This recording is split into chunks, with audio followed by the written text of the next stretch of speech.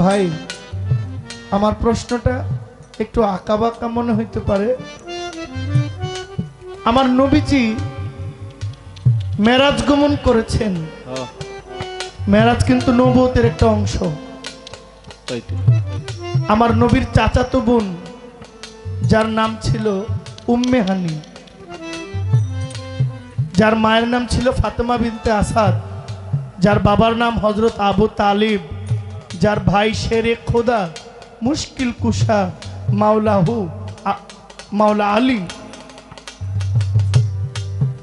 সেই মাওলা আলী ওনার ভাই নবী উম্মে হানির ঘরে খুব আসা যাওয়া করতেন। তার বোন ছিলেন।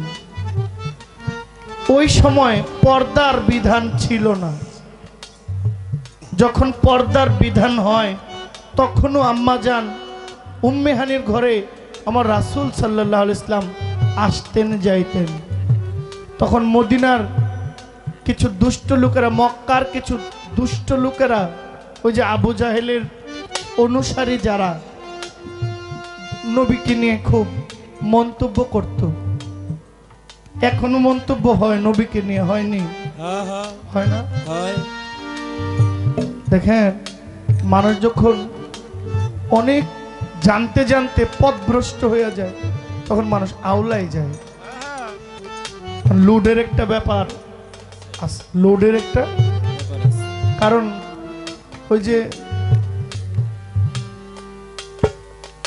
কিভাবে যে কথাটা বলে আমার আসলে মনে ছিল স্টেজে বৈশাখ, এখন আবার মনে নেই। মানে মানুষ হারায়া যায়। কেন হারায়া যায়? পড়ালেখার মধ্যে যারা দেখবেন খুব বেশি ভালো স্টুডেন্ট, অনেক পড়ালেখা করতে করতে চোখগুলো এখন চশমা সারা দেখে না। অনেকেই দেখবেন মাথার ব্রেন একটু এলোমেলো হয়ে যায়, মানসিকভাবে বিকারগ্রস্ত হয়, ঠিক না? এই জন্য খেলাধুলার দরকার আছে, বিনোদনের প্রয়োজন আছে, সাংস্কৃতিকের প্রয়োজন আছে, মানুষ খোলা মুক্ত বাতাসের প্রয়োজন আছে।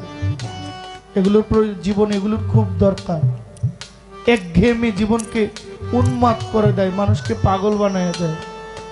আমার দয়াল নবীজি মা উম্মে হানির ঘরে আসা যাওয়া করতেন। আমার একটা প্রশ্ন, বোন, দয়াল নবীজি যখন মেরাজ গমন করবেন তখন মা উম্মে হানির ঘরেই ছিলেন।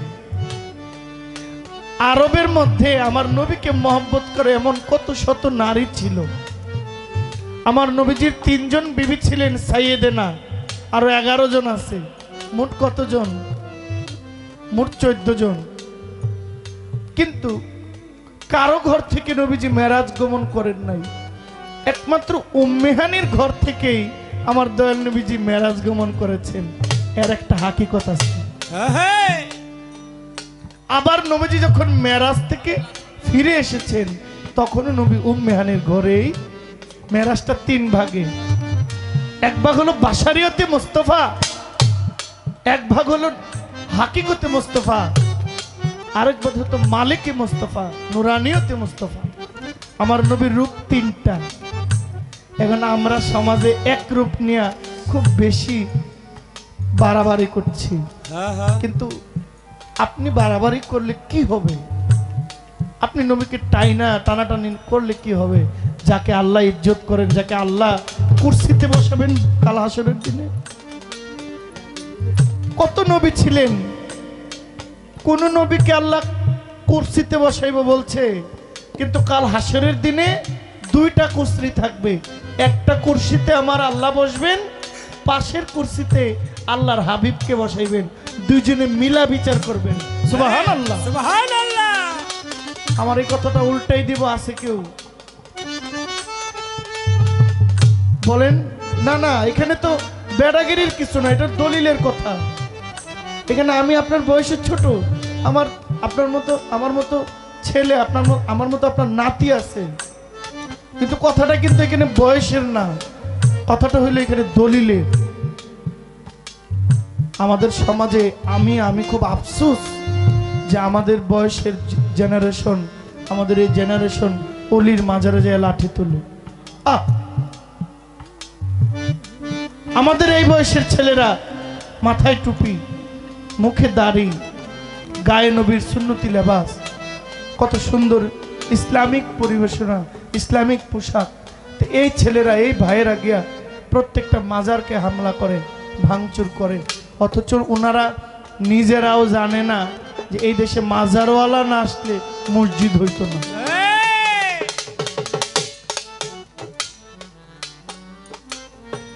এটাও চ্যালেঞ্জ নিয়ে বলি।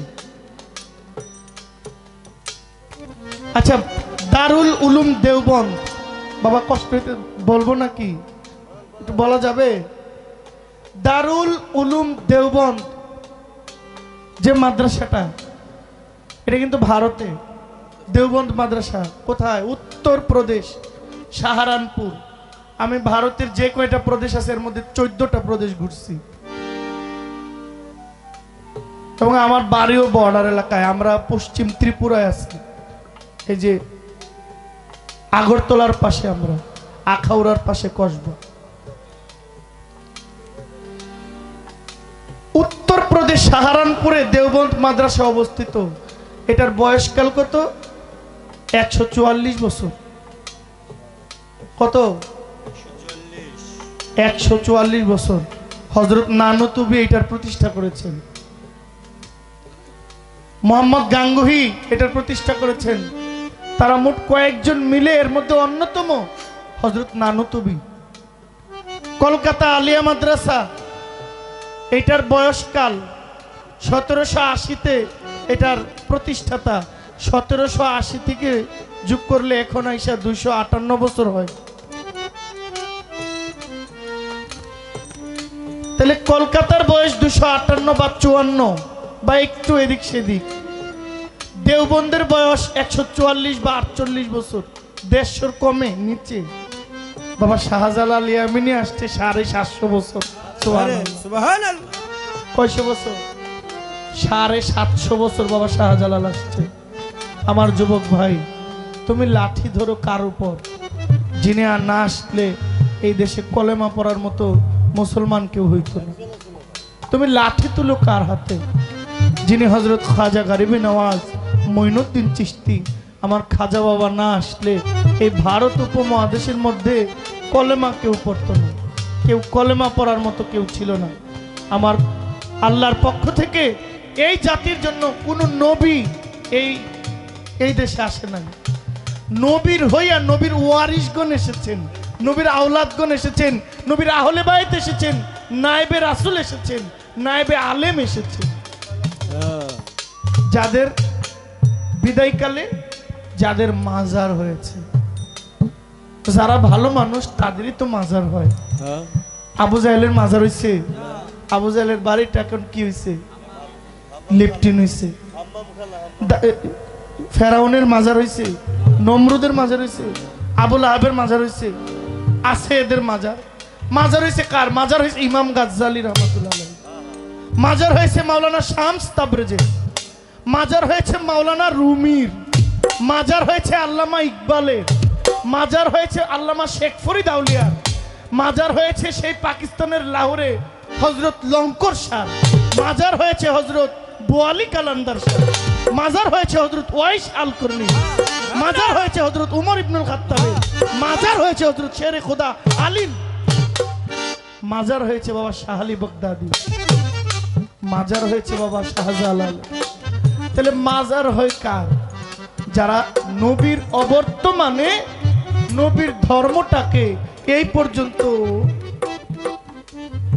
লতা হইয়া তরু হইয়া পৌঁছাই দেয়। ভাই আমার, আজকে তাদের বিরুদ্ধে লাঠি ধরে কিসের জন্য? আফসোস। আপনারা আমার কথা বিশ্বাস করতেই হবে, মানতেই হবে না। আপনাদের ইমাম সাহেবকে বলবেন, হুজুর এই দেশে যারা মাজার ভাঙে তা এই মাজারের বয়স কত আর মসজিদ মাদ্রাসার বয়স কত? বাবা শাহজালালের দরবারের পাশে মসজিদ আসেনি? নামাজ পড়ছেননি কেউ? কেল্লাশের মাজারেও তো মসজিদ আছে। কে কে নামাজ পড়ছে? খরমপুরে মাজারের পাশে মসজিদ থাকতে পারে, কিন্তু একটা গ্রামে একটা মাজার থাকলে আমার গিয়ে ভাঙতে হবে। আপনি ভণ্ডামি বন্ধ করেন। বিভিন্ন নেশাখোর থাকে, পাগল ফকির থাকে, পাগলরা যাইব কই? ভদ্রলোকের বাড়িতে পাগল জায়গা দিব না। তো এই পাগলগুলা থাকবো কই? এরা মাজারের আঙ্গিনাই তো থাকবো। ওখানে যদি কোনো ভণ্ডামি চলে, যদি মনে করেন যে ইসলাম অনৈতিক কোনো কাজ চলে, রাষ্ট্রদ্রোহী কোনো কাজ চলে, এগুলো প্রশাসন দ্বারা আপনারা বন্ধ করতে পারেন। মাজার তো ভাইঙ্গা গুড়াই দিতে পারেন না, এটা অন্যায়, জবাব দিতে হবে। মানুষের কাছে না দিলেও আল্লাহর কাছে জবাব দিতে হবে। গান বাজনা বন্ধ হয়ে যাক, আমার এটা সমস্যা না। গান বাজনা কেউ না করলে নাই, গান বাজনা বন্ধ হয়ে যাক। মাজারগুলো তো থাকার দরকার, মাজারগুলোর সাথে কেন দুশ্মনী হবে? এই মাজারগুলো সংরক্ষণ করার দায়িত্ব আমাদের। মনে রাখবেন, ইট মারলে পাটকেল খাইতে হবে।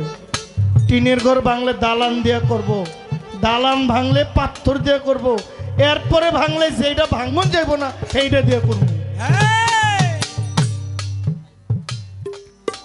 আপনি দয়া করে বলবেন, আমার নবীজি উম্মে হানির ঘর থেকে মেরাজে গেলেন। ভাবতে পারেন যে নবুয়তের পালা মেরাজের হইল কেন?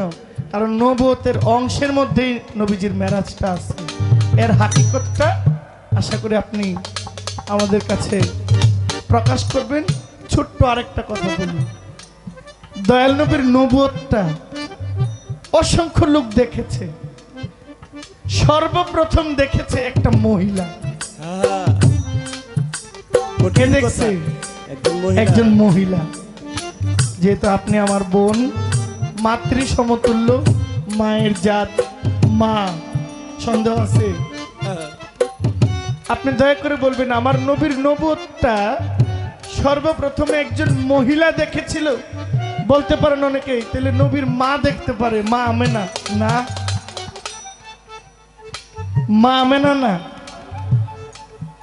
মা আমেনা ছাড়া সর্বপ্রথম নবীর নবুয়তটা একজন নারী দেখেছিল, যার বয়স 9 থেকে 10 বছর।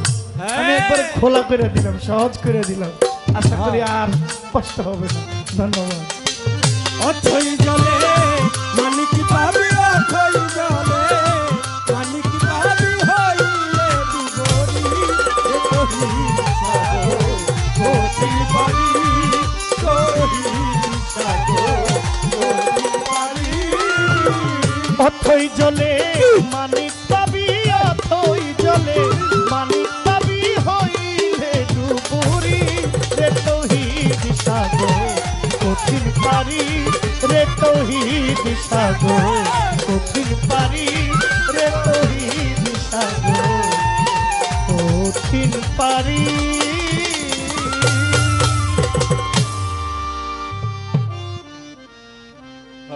আরেকটা গান আমি করব। মা